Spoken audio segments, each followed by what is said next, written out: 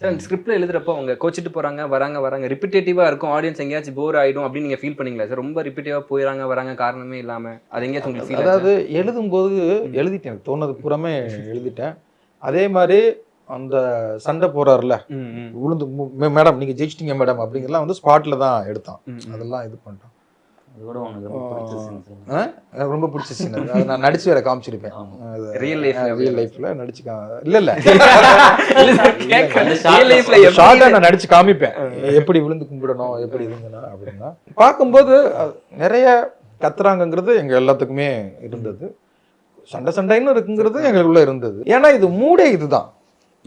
ஆனா இதை நீங்க சீரியஸா சொல்றீங்கன்னா அந்த படத்துக்குள்ள ஒருத்தன் வந்திருக்க மாட்டான். ஐயோ அப்படின்னு தெரிச்சு ஓடி இருப்பாங்க. இதை வந்து வே ஆஃப் டெல்லிங்கே வந்து ஃபன் மூட்ல தான் சொல்லணும். சண்டேவே காமெடி பண்ணிடணும் சொல்லிட்டு தான் காமெடி எவ்வளவு காமெடி பண்ணணுமோ காமெடி பண்ணிட்டோம்.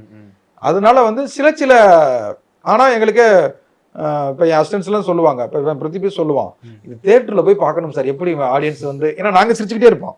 ஆனா நாங்க எத்தனை தடவை பார்த்துருப்போம், ஒரு 25-30 தடவை அந்த படத்தை பார்த்துருப்போம், மேலேயே பார்த்துருப்போம். ஒவ்வொரு தடவையும் அதான் சொல்றல, ஒரு சீன் கரெக்ஷன் பண்ணா ஒட்டுமொத்த படத்தை நான் திருப்பி பார்ப்பேன்.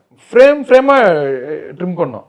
இல்ல இந்த இடத்துல லேக் ஆகுது, இந்த இடத்துல திரும்ப வேண்டாம், இது குறை, இது லேக், அந்த ஒரு சென்ட் லேக், அதை தூக்கு, அப்படி உட்காந்து இந்த படம் ஒர்க் பண்ணோம். அதனாலதான் இன்னைக்கு வந்து செம்ம ஸ்பீடா இருக்கு அப்படிங்கிறாங்கன்னா ஃப்ரேமா ஒர்க் பண்ணோம். இதை வந்து எடிட்டிங்ல வந்து அவ்வளவு வேலை பார்த்துருக்கோம்.